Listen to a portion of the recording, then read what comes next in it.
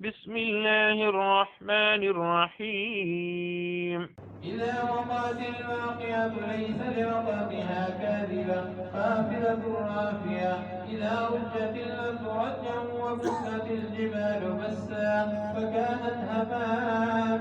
منبثا وكنتم أزواجا ثلاثا فأصحاب الميمنة ما أصحاب الميمنة وأصحاب المشأمة ما أصحاب المشأمة والسابقون السابقون أولئك المقربون في جنات النعيم ثلة من الأولين وقليل من الآخرين على سرر موضونة متكئين عليها متقابلين يطوف عليهم ولدان مخلدون بأكواب وأباريق وكأس من معين لا يصدعون عنها ولا ينزفون وفاكهة مما يتخيرون ولحم طير مما يشتهون وحور عين كأمثال النخل المكنون جزاء بما كانوا يعملون لا يسمعون فيها لغوا ولا تأثيما إلا قيلا سلاما سلاما وأصحاب اليمين ما أصحاب اليمين في سدر محدود وطلح ممدود وذل ممدود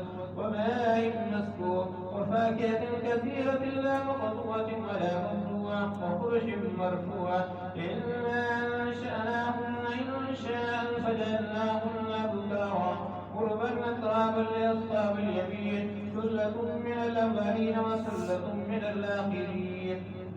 وأصحاب الشمال ما أصحاب الشمال في سموم وحميم وذل من يحكم لا بارد ولا كريم إنهم كانوا قبل ذلك مترفين وكانوا يسرون على الجنس الذي وكانوا يقولون إذا متنا كنا ترابا وإذا من أئنا لمبعوثون أوآباؤنا الأولون قل إن الأولين والآخرين لمجموعون إلى ميقات يوم معلوم ثم إنكم أيها الضالون المكذبون لآكلون من شجر من زقوم فمالئون من البطون فشاربون عليه من الحميم فشاربون شرب الهيم هذا نذرهم يوم الدين نحن خلقناكم فلولا تصدقون فرأيتم ما تمنون أنتم تخلقونه أم نحن الخالقون نحن قدرنا بينكم الموت وما نحن بمسبوقين ألا أن نبدل أمثالكم وننشئكم فيما لا تعلمون ولقد علمتم النشأة الأولى فلولا تذكرون أفرأيتم ما تحرثون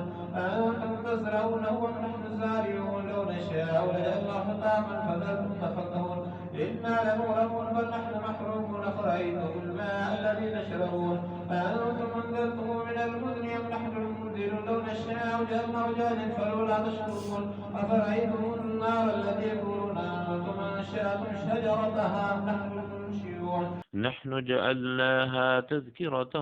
ومتاعا للمقوين. فسبح باسم ربك العظيم فلا أقسم بمواقع النجوم فإنه لقسم لو تعلمون عظيم إنه لقرآن كريم في كتاب مكنون لا مسه إلا المطهرون تنزيل من رب العالمين أفبهذا الحديث أنتم مدهنون وتجعلون رزقكم أنكم تكذبون فلولا إذا بلغت الحلقوم وأنتم حينئذ تنظرون ونحن أقرب إليه منكم ولكن لا تبصرون فلولا إن كنتم غير مدينين ترجعونها إن كنتم صادقين فأما إن كان من المقربين فروح وريحان وجنة نعيم وأما إن كان من أصحاب اليمين فسلام لك من أصحاب اليمين وأما إن كان من المكذبين الضالين فنزل من حميم وتصلية جحيم إن هذا لهو حق اليقين فسبح باسم